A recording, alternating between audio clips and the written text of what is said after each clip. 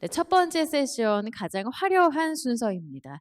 전문가분들을 한자리에 모시고 대한민국에 나아갈 방향을 점검해 볼 수 있는 시간입니다.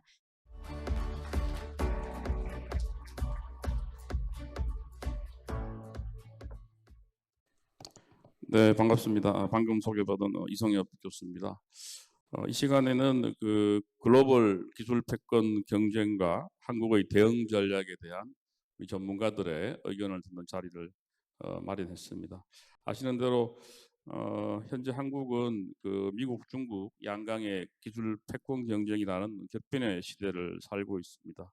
AI나 반도체, 바이오 등 그 첨단 기술 분야에서 치열한 경쟁이 지금 벌어지고 있고, 이 단순한 기술 경쟁을 넘어서 이제는 국가 경쟁력이나 국가 안보까지 좌우하는 핵심적인 요소로 자리 잡고 있습니다. 이런 국제 환경 속에서 우리 한국은 어떤 선택을 해야 될지, 또 자체적인 기술 생태계도 구축해야 되고, 또 혁신 역량도 강화하는 등 앞으로 상당히 할 일이 많을 것 같습니다. 오늘은 여러 가지 과제들에 대해서 이 분야 최고 전문가들을 모시고 심층적인 분석과 토론을 진행해 보도록 그렇게 하겠습니다. 첫 번째로 최근 미중 갈등이나 보호무역주의가 확산되는 등 글로벌 산업 현장에서 기술 패권 경쟁이 치열해지고 있습니다. 현재 어떤 상황들이 좀 진행이 되고 있는지 좀 진단해 주시고, 또한 이러한 변화가 우리 한국 경제나 산업에 어떤 영향을 미치게 될지 여기에 대해서 우리 이정동 교수님과 우리 장용성 단장님, 또 서용성 우리 교수님께서 차례로 부탁드리겠습니다. 이정동 교수님. 미중 기술 패권 경쟁은 잘 알려진 사실인데요. 저는 이 점에서 하나 주목해야 될 부분으로 꼭 말씀드리고 싶은 것이 기술 세계에 있어서 두 개의 디커플링된 세계가 탄생하고 있다. 이 점 우리가 한번 기억해야 되지 않을까 싶습니다. 소위 아메리칸 스탠다드라는 게 있고, 이제 우리가 목도하고 있는 게 차이니즈 스탠다드라고 하는 기술 세계가 탄생하고 있는 것 아닌가 이런 생각이 듭니다. 그걸 더 공고히 하기 위해서 중국이 지금 제시하고 있는 키워드가 중국 표준 2035라는 계획이죠. 중국 제조 2025를 이제 넘어서서 기술 표준을 장악하겠다라고 하는 것이 구체적 목표로 제시가 되고 있는데, 근데 이 기술 표준이 디커플링이 되면 그 표준을 뒷받침하기 위한 생산, 즉 서플라이 체인이 역시 디커플링이 되게 됩니다. 서플라이 체인이 디커플링이 되면 마켓이 디커플링이 일어나겠죠. 그래서 기술, 생산, 그리고 마켓에 있어서 원래 원월드였던 것이 세분화된 방식으로 나눠지는 것이 아니라 크게 나누어지고 있는 것 같습니다. 이 점은 우리가 하나 꼭 기억해야 될 부분이 있는 것 같고요. 이게 한국에게 주는 시사점은 사실 굉장히 엄중하다고 봐야 되겠습니다. 과거 하나의 기술 세계만 있을 때는 그 기술 세계에 우리가 적당한 가치 사슬 혹은 기술에 있어 글로벌 네트워크망에서 적당한 위치를 찾으면 되는데, 이제는 두 개의 세계에 대응해야 되는 그런 큰 숙제가 남게 됐습니다. 기업들은 두 개로 나누어진 세계에 대응하기 위해서 치열하게 고민을 하고 있고, 또 그걸 뒷받침하기 위해서 각 정부가 산업정책을 쓰고 있습니다. 지금은 정부뿐만 아니라 의회도 지금 같이 나섰습니다. 그래서 산업계, 정부, 의회 거의 세 명이 발먹고 이제 동시에 뛰는 이런 게임으로 지금 전개가 되고 있습니다. 우리는 과연 어떻게 하고 있을까? 지금 산업계가 오늘 그 기조발전에서 몇 개 아주 중요한 말씀을 드렸던 것처럼 살아남기 위해서 정말 최선을 다하고 있는데, 우리 정부가 그에 맞춘 제대로 된 산업정책, 그리고 우리 의회가, 우리 국회가 거기에 뒷받침하는 선제적인 정책을 내놓고 있는가에 대해서 좀 걱정스러운 부분이 있습니다. 네, 이어서 우리 장홍성 단장님께 부탁드리겠습니다. 방금 이 교수님께서 언급 주셨듯이 소위 그 패권을 지키겠다고 하는 미국과 그 우방들이 소위 중국 시장과 관련해서 디커플링 전략, 봉쇄 전략을 펴고 있는 데 비해서 중국은 소위 이가 없으면 이제 잇몸으로 대응하겠다. 소위 디커플링이 아니라 다이볼싱 하겠다는 전략을 펴고 있고 US 테크에서 프리 하겠다. US 테크를 쓰지 않고도 독립하겠다고 하는 끝없는 패권 전쟁이 진행되고 있는 상황인 것 같습니다. 그래서 소위 이러한 우리가 맡고 있는 대전환의 어떤 변곡점 속에서 이런 기술 패권 전쟁이 진행되고 있다는 상황을 우리가 인식을 해야 될 것 같고요. 예를 이제 뭐 많이 드는 부분이 반도체 산업인데요. 지금 미국 같은 경우에 칩스법이라는 그 자국 산업 보호를 위한 법을 통해서 이미 한 70조 정도 규모의 지원금이 직접적으로 기업에 공급이 되고 있고, 우리가 이웃하고 있는 일본만 하더라도 지금 라피더스나 TSMC 공장에 들어가는 돈이 거의 40조에 육박합니다. 특히 첨단 반도체와 관련해서 이제 우리와 굉장히 경쟁 관계에 있는 대만도 최근에 근 20조 정도의 예산을 투입해서 AMD의 생태계를 대만에 이식하는 발표를 한 바 있습니다. 그래서 우리가 지난주에 26조 K반도체 지원에 대한 정부 측 발표가 있었습니다만은 이 26조라는 그 정부 예산 정책이 과연 얼마나 경쟁력 있게 실효성 있게 기업들과 생태계에 이 트랜스포트 될 거냐 하는 부분과 관련해서 저희들이 상당히 좀 관심을 기울여야 될 것.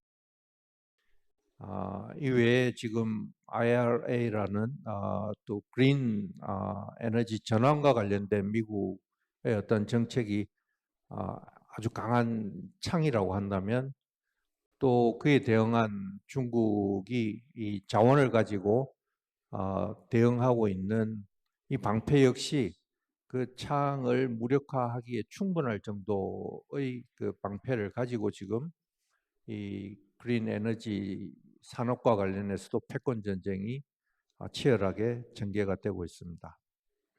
그럼 이런 상황들이 우리나라에 어떤 영향을 미칠 거냐 하는 부분인데요. 지금 진행되고 있는 새로운 국제 질서에 비해서 그럼 과거에 자유무역 체제라든지 그 세계 공장의 분업 체제라든지 그런 우리나라 입장에서 보면 우리가 가장 소위 수혜를 받은 우등 국가였습니다. 구 체제가 우리를 지금에 있게 해줬다고도 볼 수 있을 텐데요. 이 체제가 무너지고 새로운 체제가 들어선다는 것은 우리한테 어떤 의미가 있겠습니까? 다시 말해서 그 새로운 질서로의 전환이 가장 힘든 국가가 되어버렸다. 이런 점들을 우리가 인식하지 않으면 안 됩니다. 그래서 미국과 중국의 이런 끝없는 전쟁 속에서 우리가 어떤 포지셔닝을 취해야 되는지, 우리가 어떤 그런 새로운 질서에서도 대체 불가한 산업 기술을 가지고 글로벌 시장에서 신뢰받을 수 있는 그런 어떤 혁신의 파트너로서 자리매김할 수 있을지, 지금까지와는 전혀 다른 새로운 성장 방정식을 풀어내야 되는 중요한 시점에 있다는 점을 강조드리겠습니다.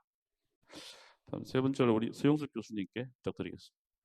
이 산업 경쟁력의 핵심은 곧 기술 경쟁력입니다. 그리고 이 기술 경쟁력의 근간을 이루는 것이 결국 사람이다.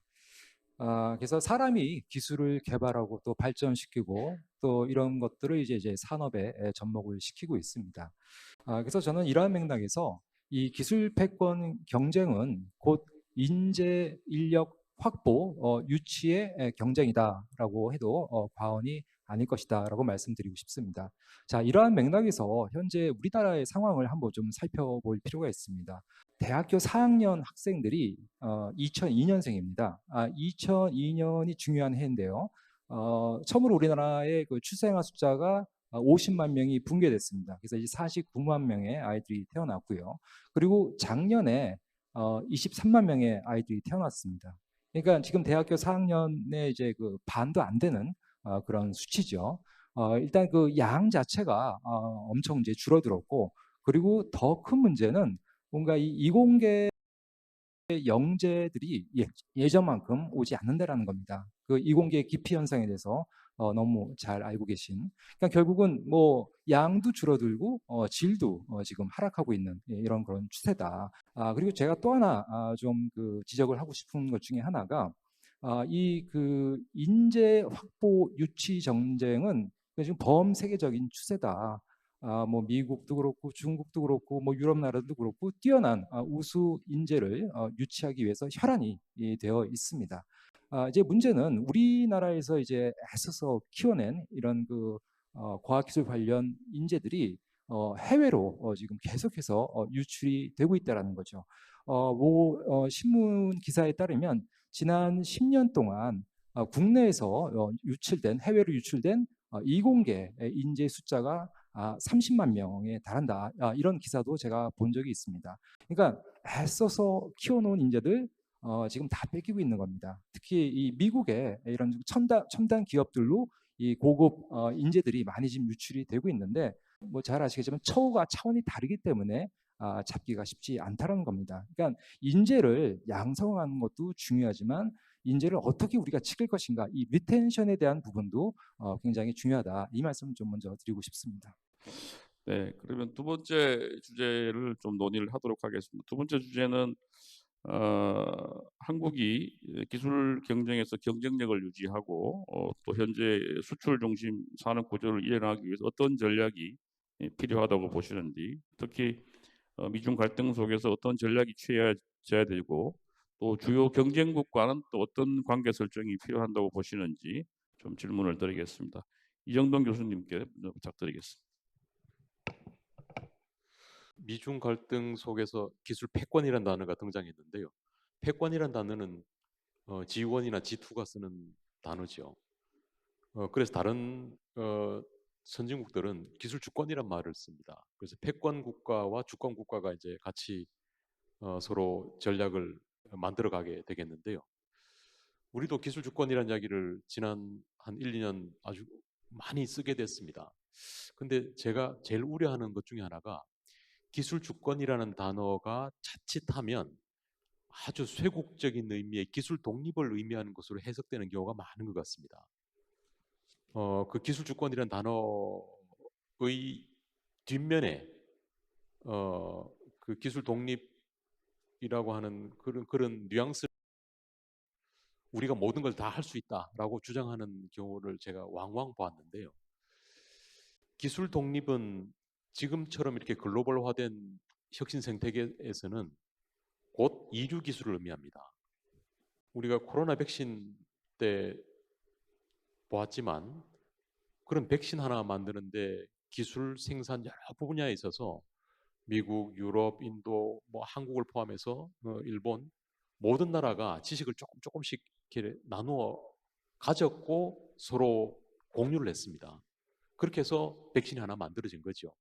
지금 현대의 의미에서의 모든 첨단 기술들은 글로벌 혁신 생태계 속에 존재하고 있습니다.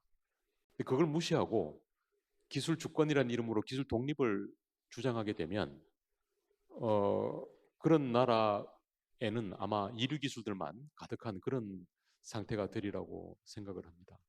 그래서 기술 주권을 우리가 반드시 지켜나가야 되는데 기술 주권을 지키기 위해서 꼭 필요한 개념이 협력적 기술 주권입니다. 그래서 다른 나라와 우리가 줄 수 있는 걸 주고 받을 수 있는 걸 받는 방식으로 협력적 기술 주권 체제를 어떻게 구축할 거냐, 이게 가장 중요한 키워드가 되리라고 봅니다. 그런 면에서 우리가 흔히 경쟁국이란 말을 쓰는데요.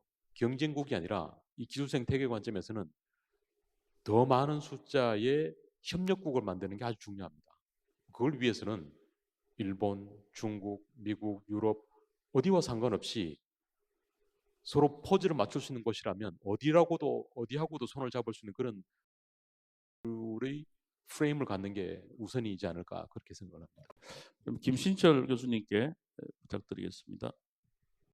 현재처럼 이렇게 큰 그림이 바뀌고 있는 상황에서는 한국의 전략은 조금 더 세분화되고 세련화돼야 된다라고 생각을 합니다. 그러니까 전략과 캐치프레이즈는 다릅니다. 그래서 지금 미국, 중국 패권 말씀을 하시지만 미국하고 중국의 교역량은 작년도 사상 최대치를 기록을 했고요. 우리나라로 보시면은 반도체 수출의 절반 정도가 중국으로 수출이 되고 있고 작년 비중을 보시면은 D램은 70% 이상 중국으로 수출이 되고 있습니다. 만약에 지금 현재처럼 우리 수출 규제를 유지하려고 하면은 우리나라는 이제 중국하고 수출을 유지하고 어떻게 하면은 그 부분을 이렇게 유지할 수 있느냐 하는 전략이 만들어져야 될 텐데 지금 같이 사슬이 재편되는 구조를 보시면 특히 미국 같은 경우는 제조업이 빠진 반도체 생태계였죠. 그러니까 반도체 그 팹리스를 기반으로 하고 있는 설계 기술을 기반으로 하고 근데 반도체가 아시아 쪽에서 만들어지면 그 반도체를 만들어서 모듈화하거나 상품화해서 그것을 이용하는 뭐 구글이나 뭐 아마존이나 하는 큰 회사들이 그 비즈니스를 만들어내는 그런 구조를 가지고 있었습니다. 이제 그 부분에서 빠져있던 그 제조를 가지고 들어가겠다고 하는 거가 이제 미국의 전략이죠. 그래서 미국의 칩스 그 액트를 보시면 사실은 칩스 앤 사이언스 액트입니다. 그 전체 한 350조 이상 되는 그 펀딩 중에서 70% 이상이 사실은 R&D 펀딩이거든요. 그래서 그 자체 내부의 역량을 키우겠다는 목표가 굉장히 강하고, 근데 아시아권에서 보시면은 우리나라가 장점으로 가지고 있는 이 제조, 반도체 제조를 이제 미국으로 가져가지 않으면은 그 밸류 체인에 들어갈 수 없는 구조가 되죠. 그래서 이게 단순히 어떤 패권이라고 하는 이야기로 정의 내리기는 조금 힘든 부분들이 있고요. 저희가 실제 경쟁자로 가지고 반도체 쪽을 보면은 대만이나 뭐 다른 뭐 미국 일부 그 일부 뭐 싱가포르 이런 쪽에서 만들어지는 반도체 쪽이랑 일부 저희가 이제 경쟁 관계를 가지고 있는데 이런 복잡한 관계를 놓고서 그냥 한 단어로 전략을 만드는 것은 굉장히 위험하다고 생각을 합니다.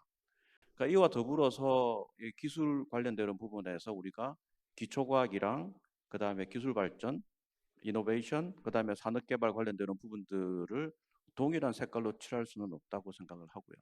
그렇기 때문에 우리의 전략은 각각의 그 밸류 체인 내 포지셔닝, 거기에 지오 폴리티컬 이슈의 레이어를 하나를 더해보면 이전에 제가 가지고 있었던 2디멘저널 스트래터지가 3디멘저널 스트래터지로 바꿔야 되지 않냐 하는 생각을 합니다. 그 예를 들어서 어제 그 과기총장 포럼에서 총장님들께서 계속 말씀하셨던 게 기초과학의 중요성을 계속 말씀을 하셨는데 사실 뭐 나중에 제가 조금 더 기초과학 관련되는 부분이랑 퍼스트 무버 스트래티지에 말씀을 드리겠지만 기초과학을 제외하고 어떤 산업의 원동력을 계속 가져가겠다 하는 것은 굉장히 어려운 부분들입니다. 그래서 기초과학은 반대로 보시면 기초과학은 사실 국가들 간의 레귤레이션이나 경쟁력이 덜합니다. 그게 기초기술이 산업기술이 되는 순간 각 국가들이 레귤레이션을 만들게 되고 각자의 프로덕트 오리엔티드에 있는 그런 이제 경쟁을 시작하게 되는데 이런 레이어를 하나 더해서 보시면 우리나라의 전략은 기본적으로 이 기초과학 관련되는 부분은 교류를 확대해야 된다라고 봅니다. 이게 어떤 나라건 상관이 없이 아시다시피 우리나라의 전체 R&D 예산에서 기초과학 예산이 3% 조금 넘는 걸로 알고 있는데요. 근데 다른 나라에 비해서는 턱없이 부족하고 전체 금액도 굉장히 작은 상황이기 때문에 기초과학에 투자를 많이 하고 있는 나라들, 특히 그쪽에서 빠르게 발전하고 있는 나라들하고의 적극적인 교류를 통해서 그 나라가 우리나라의 제품 관계에서는 경쟁 관계에 있다 하더라도 기초과학 관련되는 부분들은 활발하게 교류를 하고 인적 교류를 하고 특히 대학 간의 교류는 훨씬 더 활성화돼야 된다라고 생각을 합니다. 저희 홍콩 과기대 말씀을 잠깐 드리면은 저희 학교에서 중국계를 제외하고는 한국 학생이 가장 많습니다. 전체 외국 학생 중에 25% 차지하고 있고요. 그리고 교수님들로 보면은 한 30분 정도의 한국 교수님들이 계십니다. 그렇기 때문에 그분들이 뭐 탑 1%, 2% 이렇게 탑 리서처들인데 또 공교롭게도 제가 홍콩 과기대랑 한국에 있는 대학 연구소들하고 공동 저자 그 코어서 페이퍼를 카운팅을 해봤더니 다행스럽게도 지난 5년간 2배 이상 증가한 걸로 나오고 있습니다. 그렇기 때문에 기초과학에서는 교류를 조금 더 자연스럽게 만들어주고 그와 더불어 위쪽 밸류 그러니까 다운스트림으로 갈수록 그 부분은 이제 산업 관련되는 부분 그런 부분들은 그 회사가 주도해서 개발을 하고 그 관련되는 부분들은 경쟁 관계를 명확하게 할 수 있는 그런 부분으로 만들어져야 될 거라고 생각을 하고요. 그래서 이게 전체 내용을 조금 요약을 말씀드리면은 기존의 큰 틀에서 사실은 뭐 우리가 경쟁적으로 가지고 있었던 국가들은 그대로 경쟁 국가에서 유지가 되고 있고 대신에 이제 큰 강대국들이 자기들의 이익을 위해서 재편하려고 하는 부분들이 만들어지고 있는데 한국 그 중간에서 조금 더 세분화되고 세련된 그 스트래티지를 펼쳐서 그 이득을 최대화해야 되지 않을까 하는 생각을 해봅니다. 감사합니다.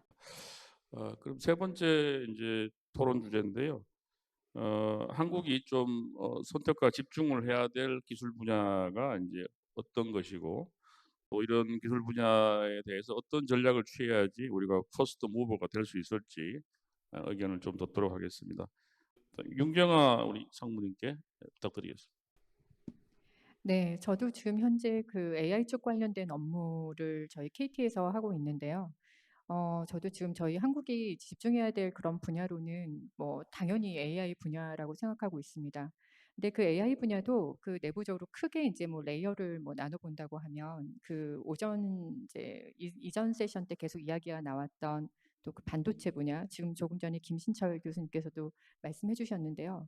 그 AI 반도체 분야 그리고 그 AI 생성형 AI 그 저희가 보통 초거대 AI 모델이라고 하는데요. LLM이라고 하는데 그 LLM이나 SLM을 만들어내는 그런 분야 그리고 마지막으로 그 모델을 활용하는 그 응용 서비스를 만들어내는 그런 세 가지 분야로 크게 나눠볼 수 있을 것 같습니다.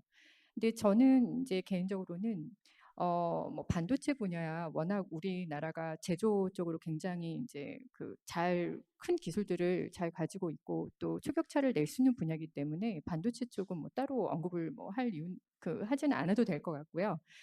저는 그 모델을 만들어내는 그 기술하고 그리고 응용 소프트웨어를 만드는 쪽하고 관련돼서 몇 가지 제 의견을 좀 말씀드리고자 합니다.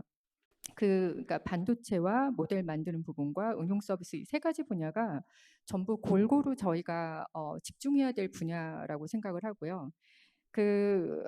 모델 부분 같은 경우는 지금 뭐 얼마 전에 5월 달에 아까 뭐 그 사피온 대표님께서도 뭐 워낙 말씀 잘해 주셨는데 5월 안에만 해도 상당히 그 해외에 있는 여러 이제 뭐 그 컨퍼런스나 이런 것들을 통해서 새로운 기술들이 많이 쏟아졌습니다. 특히 에서 나온 그 GPT-4 옴니라고 하는 거, 그다음에 뭐 구글에서 그 아스트라라고는 하는 그런 프로젝트를 통해서 나온 그런 결과물들을 아마 여러분들이 이렇게 데모 버전들을 많이 보신 분이 여기 있으실 겁니다. 근데 그걸 보셔서 아시겠지만 이제는 그 생성형 AI와 관련된 그런 핵심 기술들이 이제 너무 그 속된 말로 넘사벽이 돼버렸습니다. 이미 이제 국내에서도 대기업들도 굉장히 많은 그런 비용들을 가지고서 그 모델들을 저희 내부에서도 만들고는 있지만 아직까지 이제 그 외부에 있는 그런 기술들 먼저 시작하고 큰 자본을 가지고서 이미 이제 그 나아가고 있는 그런 나라와 그 나라가 가지고 있는 그 빅 플레이어들의 기술들을 빠르게 발전하고 있는 그 속도를 저희가 따라가는 것만으로도 정말 벅차다고 저도 말씀드리고 싶은데요. 그래서 결론적으로는 예전에는 이제 그 저희가 우리만의 기술을 가지고서 만들어야 된다 이런 좀 강조가 많이 됐다라고 하면 앞에서 많은 분들도 이제 강조를 하셨지만 제 생각에는 이제 그 국내외 어떤 그 국내외에서 여러 그 유수 기업들 간의 어떤 그 코웍이라든가 그러니까 협업들을 통해서 우리가 가지고 있는 우리나라에 있는 그 기업들이 가지고 있는 그 기술의 어떤 그 갭들을 빨리 메꾸어 가는 것들이 일단 필요할 것으로 보입니다. 그리고 아까 그 이전에 그 교수님께서 이정동 교수님께서도 그 기술 주권하고 이런 거 관련돼서 말씀을 하셨는데요. 사실 이제 우리가 오픈 콜래보레이션을 통해서 그 외부에 있는 기술들을 빨리 이제 수용해서 저희가 부족한 부분을 메꾸고 또 우리의 새로운 기술들을 거기다 이제 올려서 만들어가는 그런 그런 부분들도 한 트랙으로 가져가야 되지만 결국은 지금 현재는 글로벌리 그 안전한 AI라고 하는 부분들은 아직은 좀 많이 입니다. 그래서 뭐 데이터를 처음에 그 모델을 새로운 이제 신기술들은 많이 나오곤 있지만 그 모델들을 만들 때 사용하게 된 데이터가 어떤 데이터인지 저희가 알 수도 없고 그 외국의 유수의 그 기업에서 만든 모델들마저도 이 안에서 어떤 내용들이 안전한 내용들이 그러니까 그 굉장히 함풀한 그런 내용들이 있을지 아니면 그런 여러 편향성을 가진 내용들이 있을지 그건 알 수가 없습니다. 그래서 그런 부분들은 아직 우리가 시작할 수 있는 그런 분야라고 생각을 하기 때문에 그 안전한 AI를 만들기 위한 뭐 국가적으로 어떤 제도라든가 이런 것들을 만들어서 또 그 제도권 안에서 우리의 기술들이나 기업들을 좀 보호하고 이런 형태로 기술을 오픈해서 같이 코어하는 부분과 또 내부적으로 그 안전장치를 가지고 저희가 조금 더 그 보호하면서 가져가는 그 두 가지를 좀 균형 있게 가져가야 된다라고 생각이 됩니다. 그리고 그 모델 관련돼서는 여기까지 말씀드리고 세 번째로 그 서비스, 응용 서비스 관련된 부분에서는 그 앞선 그 AI 분야에서 반도체랑 모델 부분은 상당히 그 투자 비용이 많이 들어가는 그런 산업입니다. 그 응용 서비스를 개발하는 분야들은 사실은 그 반도체와 그 반도체를 가진 그 인프라와 그 위에서 잘 만들어진 모델들을 기반으로 해서 작은 이제 경량화된 모델들과 그 위에 올라가서 이제 동작하는 서비스들을 이제 만드는 걸로 주로 구성이 되어 있을 텐데 이 부분들은 사실 스타트업들이 굉장히 잘할 것이라고 저는 생각을 하고 있습니다. 그래서 그 예전에 저희가 뭐 인터넷 처음 나왔을 때 그런 많은 스타트업들이 나왔던 것처럼 이런 그 AI 모델들을 활용할 수 있는 다양한 아이디어를 가진 그런 스타트업들을 육성을 해서 스타트업을 활용한 그런 AI 비즈니스들을 그 응용 애플리케이션이나 서비스를 통해서 만들어져야 될 거라고 생각이 되고 또 범국가적으로 그 AI 리터러시라고 하는 그런 측면에서 좀 더 이제 많은 부분들을 좀 신경을 써야 될 것으로 보입니다. 왜냐면 저희가 사업을 하면서도 그러니까 AI 기술과 이제 사업적인 관점에서 이제 고객사들을 만나러 다니면 AI에 관심들은 굉장히 많으신데 이 기술들을 어떻게 써야 될지에 대해서 너무 아이디어가 없으신 경우들이 아직까지도 많은 상태이긴 합니다. 그 관심에 비해서.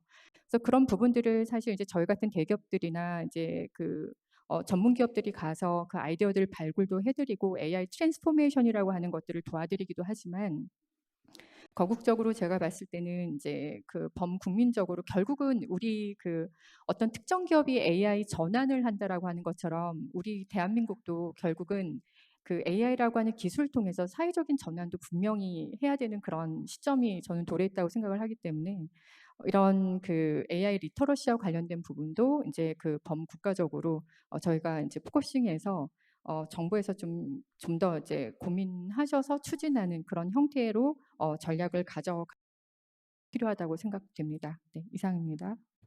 이어서 우리 김상목 상무님께 부탁드리겠습니다.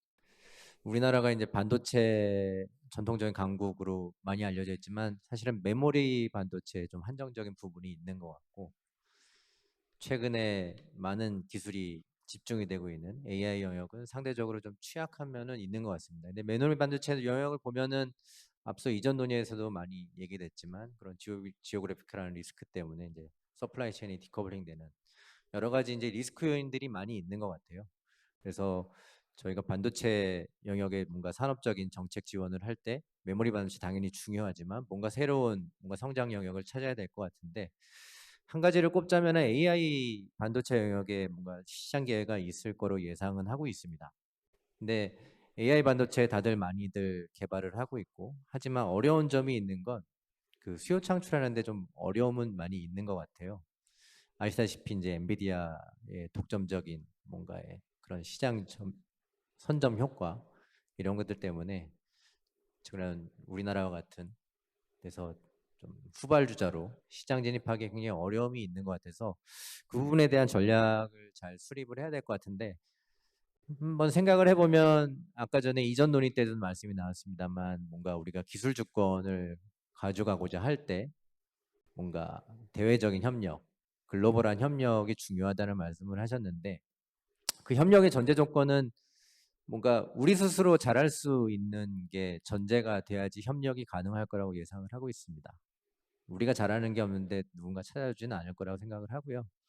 그래서 AI 반도체 영역에 뭔가 우리가 기술적인 역량을 집중해서 뭔가 우리만의 강점을 만들어낸다 그러면 결국에는 이제 AI 반도체의 수요는 몇 개 기업에 집중되어 있지 않습니까? 하이퍼스케일러들, 메타나 구글, MS 같은 그런 하이퍼스케일러들하고 집중되어 있는 시장이라서 그들과 협력을 이끌어낼 수 있는 우리만의 뭔가 차별화된 강점들 그게 뭐가 될지는 저도 아직까지는 잘 모르겠습니다만 그런 것들을 국가적으로 정책적인 지원을 해서 만들어내는 게 반도체 영역에서는 굉장히 중요할 거라고 생각을 하고 있습니다. 그다음에 이제 AI 영역을 말씀드리면 AI가 뭐 최근에 이제 굉장히 많은 투자가 집중이 되고 있는 영역인데 그 많이들 개발을 하고 계신 LLM 여기 생각보다는 쉽지는 않은 것 같아요. 우리나라에서 그 LLM 자체에 대한 주도권을 가져가기는 쉽지는 않은 것 같습니다. 이유는 뭐 여러 가지가 있겠습니다만 가장 큰 거는 결국엔 데이터인 것 같고요. 우리가 확보하고 있는 데이터가 결국엔 도메스틱 한정 데이터이기 때문에 글로벌한 시장에서 경쟁하기에는 굉장히 어려운 점이 분명히 존재하는 것 같고요. 두 번째는 뭐 컴퓨팅 인프라죠. 뭐 하이퍼스케일러들이 가지고 있는 컴퓨팅 인프라 대비 저희 우리나라 전체 자원을 다 합쳐봐도 뭐 아주 미미한 수준이기 때문에 그 영역에서 뭔가 우리가 승부를 걸기에는 굉장히 좀 어려운 부분은 있는 것 같고요. 그래서 결국에는 영역으로 가야 되는데 응용 서비스 영역은 잘 아시다시피 뭐 하나의 사업자가 주도하는 시장이라기보다는 생태계를 잘 조성을 해야 되는 시장인 것 같습니다. 결국에는 뭔가 국가적인 정책 지원이 전제가 돼야 되는 시장 같은데요. 그 과거에 이제 그 이전 AI 시대 이전에 저희가 이제 정책적인 뭔가 국가적인 지원하는 형태를 살펴보면은 그런 게 나라에서 정책 자금을 만들어서 사업자들을 이제 공모를 약간은 뷰티 컨테스트 식으로 잘 만들어서 오면은 좋은 거를 잘 선별을 해서 지원을 해주는 그런 형태의 정책 자금 집행을 많이 했었는데 이런 방식이 과연 앞으로 AI 시대에도 효율적인 방식인가는 좀 고민을 해봐야 될 것 같습니다. 왜냐하면 이제 아까 전에 유니콘 뭐 이런 얘기 많이 하셨는데 그런 형태로 국가에서 뷰티 콘테스트를 해서 지원해 주는 게 과연 그런 형태로 지원을 해주면 유니콘이 될 수 있을까라는 생각을 해보면 굉장히 좀 회의적이거든요. 그래서 똑같은 나라의 자원을 가지고 분배를 하는 원칙을 세운다는 입장에서 생각해 보면 그런 형태의 공모 방식의 지원은 굉장히 좀 향후에는 비효율적일 수 있다라고 생각을 하고 그럼 어떻게 해야 되냐고 생각해 보면 결국에는 해외의 방식은 결국엔 자본시장의 흐름에 따라서 돈의 흐름을 가지고 육성을 하는 것 같아요. 이런 뭔가 공모 사업 이런 게 아니라 직접적인 자금 지원 훨씬 더 효율적이고 효과적이다라고 생각을 하고 있어서 아마 뭐 정책적인 부분 많이 고민을 하시겠지만 돈을 준다 그러면 그런 형태의 뭔가 직감적인 펀딩을 할 수 있는 방안을 좀 고민을 해봐야 될 것 같습니다. 그런 방식도 과거에도 뭐 국책 펀드 이런 것들 많이 만들어서 지원을 하긴 했는데 그런 방식을 좀 더 다양한 방식으로 정책을 좀 효과적으로 집행할 수 있는 체계가 좀 필요해 보입니다. 네, 감사합니다. 시간이 지금 뭐 별로 남지 않아서 그 네 번째, 다섯 번째 질문 같이 좀 드리겠습니다. 그 기업, 학계, 정부에서 이 기술 경쟁이 어떤 애로 사항들이 있는지 하고, 그다음에 한국 정부가 우리 기술 혁신을 촉진하고 경쟁력을 확보하기 위해서 어떤 과제들이 있다고 보시는지 우리 김신철 교수님부터 한 2분 이내로 좀 부탁드리겠습니다. 예, 제가 학교에서 맡고 있는 일이 뭐 기술 투자, 그다음에 IP 관리, 콜래보레이션 뭐 이런 부분들을 맡고 있는데요. 그러니까 어떤 에코시스템에서 챌린징한 부분들이 두 가지가 있는데 하나는 그 스피드하고 이피션시입니다. 아시다시피 코로나 시대 지나면서 10년 걸렸던 백신이 4개월이면 만들어지고 있고요. 또 동일한 기술이 개발되고 있다고 할 때 다른 국가에서 먼저 상업화를 해버리면 그 사이에 그 투자했던 부분들이 다 무효가 되기 때문에 스피드가 가장 중요하고요. 그 스피드를 만들어내기 위해서는 내부적인 그 아이덴티피케이션 하는 단계부터, 예를 들어서 큐리오시티 드리븐 하는 리서처들의 그 디스럽티브한 아이디어를 그 아이덴티피케이션 하는 단계가 굉장히 중요하고요. 그걸 인큐베이션하고 기업체하고 연결시키거나 스타트업을 유지하거나 하는 부분들이 굉장히 중요한 부분이라고 생각을 합니다. 거기서 또 다르게 이제 챌린저한 부분들이 그 기술을 빨리 테스트하고 펀딩을 받고 서포트를 해주는 그런 그 바깥쪽 네트워크들이 필요한데요.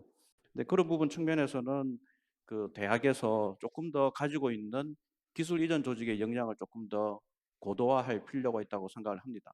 앞으로 국제 교류 관련되는 부분들이 많이 늘어날 텐데 그런 과정 속에서 IP 전문가가 없으면 기술 개발이 끝나고 나서 우리가 가져야 되는 IP를 제대로 못 가질 수도 있고 차후에 문제점이 많이 생길 수도 있다고 봅니다. 그래서 기술 투자 관련되는 부분이 중요하고요. 스타트업에 관련된 투자가 중요하고 특히 그 탤런트 관련되는 부분들을 인스파이어 하기 위해서 그 많은 연구자들이 사실 돈으로 인스파이어 되지 않습니다. 많은 연구자들은 그 자율성을 보장해주고 하고 싶은 대로 놔두면 알아서 주말에도 일하고 날밤 새고 하는 분들이거든요. 그렇기 때문에 그분들을 인스파이어하고 그 인커리지 할 수 있는 부분들에 대해서는 조금 더 다양하게 모색을 해야 되지 않을까 생각을 합니다. 그래서 마지막으로 질문하셨던 그 정부가 해야 될 일은 그냥 블랙 포인트로 말씀을 드리겠습니다. 기초 연구에 대한 투자와 국제 교류를 장려해야 된다고 생각하고요. 대학 및 연구기관의 자율성을 보장하고 혁신의 속도를 감소시키는 규제를 없애야 하고 기술 이전 조직에 대한 지원을 더하고 전문가 집단을 양성하고 딥텍 스타트업을 인큐베이터하고 투자해서 한국의 장점인 제조업과 시너지를 창출해야 하고 연구개발 인원에 대한 레코니션과 자율성을 보장하고 그 관련되는 부분들이 합쳐졌을 때 우리가 뭐 K-팝 스타뿐만 아니라 K-사이언스 스타, 뭐 K-텍 스타들이 나와서 한국 발전에 기여할 수 있지 않을까 생각합니다. 감사합니다. 네, 감사합니다. 윤경아 성님. 네. 저는 이제 제가 그 인더스트리에 있으면서 겪었던 그런 페인 포인트 중에 하나는 뭐 계속 좀 중복돼서 뭐 나온 얘기이긴 합니다만 그 데이터 관련된 이야기입니다. 우리나라가 사실 그 뭐 인터넷이라든가 모바일 같은 경우도 그 우리나라 한 국민의 97%가 진짜 거의 다 그 폰을 뭐 한두 개씩 다 가지고 있을 정도로 다른 나라에 비해서 그런 인프라나 데이터나 뭐 AI를 할 수 있는 그런 여러 가지 그 제반 조건이 잘 갖춰져 있는 나라라고 생각을 하는데, 근데 이제 그럼에도 불구하고 사실 그렇게 여러 군데 많이 쌓여 있는 데이터를 예전에 우리가 AI 이전에 빅데이터가 한참 그 유행일 때 여전히 빅데이터도 중요하긴 합니다만 그때부터 계속 나왔던 이 이야기들이 그 데이터를 어떻게 표준화하고 축적하고 활용할 건가에 대한 이야기입니다. 그래서 지금 여전히 저희도 그 뭐 연구 개발을 하거나 기술 개발하는 거에 그 양질의 데이터들을 뭐 찾고 그것을 가져다가 저희가 뭐 양질이 아닌 것들을 또 가져다가 그런 작업하는데도 상당한 시간과 비용을 들이고 있는데요. 이런 부분들을 이제 그 정부 쪽에서 좀 고려를 잘 해주셔서 대기업마저도 이렇게 너무 그 비용과 시간을 많이 들이는 노력들을 해야 하는데 그 정부 차원에서 이런 AI 그 사업을 기술 개발을 좀 더 또 활성화하기 위해서 그 데이터와 관련된 그런 그 어떤 표준화라든가 그다음에 이런 데이터들을 조금 더 많이 모아서 외부에 이제 공유할 수 있는 그런 플랫폼 이런 것들을 정부 차원에서 고민해 주셨으면 하고요. 그리고 두 번째로 가지고 있는 페인 포인트는 또 동일합니다만 인력 부족입니다. 그 전문가가 여전히 많이 부족한 상태고요. 저희도 내부에서 훌륭한 이제 인재들을 대학과 이제 그 협력을 통해서 인재 양성을 하고 저희 회사로 데리고 오고 있지만 최근에도 일부 구성원들이 이제 해외로 유학 가거나 뭐 해외 잡을 얻어서 나가는 그런 케이스도 종종 발생을 하곤 합니다. 그래서 오히려 우리 안에서 뭐 여러 교수님들께서도 강조해 주셨지만 그 인재 육성하는 부분도 굉장히 중요하고 해외에 있는 또 여러 인재들이 굳이 우리나라 사람이 아니더라도 해외에 있는 아주 유능한 우리나라에 와서 그들이 이제 하고 싶어하는 그런 AI 관련된 기술 개발을 충분히 할 수 있는 환경들을 잘 조성해 주는 이런 부분들에 대해서 정부와 기업이 노력을 해야 할 것 같고요. 마지막으로는 그 AI 법 제정과 그리고 그 안전하게 데이터를 사용하고 AI를 사용할 수 있는 그런 생태계라든가 이런 부분들을 기업과 정부와 학계와 그리고 시민단체들 이런 그 서로 관련된 스테이크홀더들이 전부 모여서 함께 의논하고 이렇게 안전하게 AI를 만들고 활용할 수 있는 그런 컨센서스를 이룰 수 있는 그런 그 생태계 조성하는 거를 정부가 리딩해 주셨으면 합니다. 네, 이상입니다. 네, 감사합니다. 김상목 부사장님. 이제 오늘 나온 얘기 중에 그 제조 AI 말씀을 주셔가지고 그 영역으로 좀 좁혀서 말씀을 드리면 제조 AI가 굉장히 중요하고 우리나라가 제조 강국이니까 중요하면서도 잘 안 되는 이유를 가만히 생각해 보면 이제 뭐 금융이나 통신 이런 뭔가 로지컬한 시스템에서 돌아가는 것과 달리 이제 제조는 피지컬한 시스템에서 돌아가는 거기 때문에 그런 것들이 AI 적용이 굉장히 어렵고 난제가 많고 공수가 많이 들어가는 거죠. 반면 이제 뭐 수요자 입장에서 생각해 보면 그게 확실한 뭔가의 ROI 효과가 증명이 돼야지만 쉽게 도입을 할 수 있는데 이 피지컬한 시스템의 특성상 그런 것들에 대한 효과성이 굉장히 증명이 어렵거든요. 그래서 그런 뭔가의 허들이 존재하는 것 같습니다. 그래서 많은 사업자들이 AI를 제조 AI 쪽은 많이 좀 후순위로 여기거나 이제 꺼리는 경향들이 있는데 결국은 그런 것들은 그냥 국가적인 차원에서 뭔가 결국에는 펀딩이 좀 필요해 보이는 영역 같습니다. 만약에 아까 전에 선택과 집중을 하지 말자는 말씀 주셨는데 한정된 자원이 있으니까 저희는 한정된 자원을 뭔가 효과적으로 하려면 그쪽 제조 AI 쪽에 프로그램을 만들어 주시면 그런 것들이 이제 사업자에게 동인이 될 것 같습니다. 감사합니다. 서영숙 교수님. 예, 그 AI 같은 기술은 이제 자고 일어나면 또 새로운 기술이 등장한다고 하더라고요. 근데 지금 전 세계적으로 이 기술 혁신을 법과 제도가 따라가지 못하는 이런 그 기술 지체 현상이 발생을 하고 있습니다. 특히 우리나라 같은 경우는 또 그 규제가 아주 까다롭고 또 강한 것으로 유명한데 저는 물론 이제 국민의 안전과 생명을 지키는 것도 중요하지만 이런 그 과도한 규제가 이런 새로운 그 신기술의 발전이나 또는 이 산업화되는 데 장애물이 되어서는 안 된다. 그런 측면에서 저는 이 규제 샌드박스 같은 그런 제도를 조금 더 확대할 필요가 있지 않겠나라는 생각이 들고요. 그다음에 또 하나는 이게 그 소위 그 기술 패권국이 주도하는 이런 그 국제적인 규제 이런 부분이 사실 어떻게 보면은 경쟁 상대국의 하나의 그런 이제 공격 포인트로 좀 이런 부분에 대해서 좀 경계도 하고 좀 대비할 필요가 있지 않겠나 이런 생각을 합니다. 네, 감사합니다. 우리 장순 단장님. 네, 앞서서도 이 보조금과 관련된 세계 각국의 쩐의 전쟁이 벌어지고 있다고 했고 이미 우리는 지금 기울어진 운동장에서 지금 경쟁을 하고 있는 상황입니다. 그래서 여기에 어떤 진영 논리라든지 지역 이기주의라든지 이런 게 끼어들 틈은 저는 없다고 봅니다.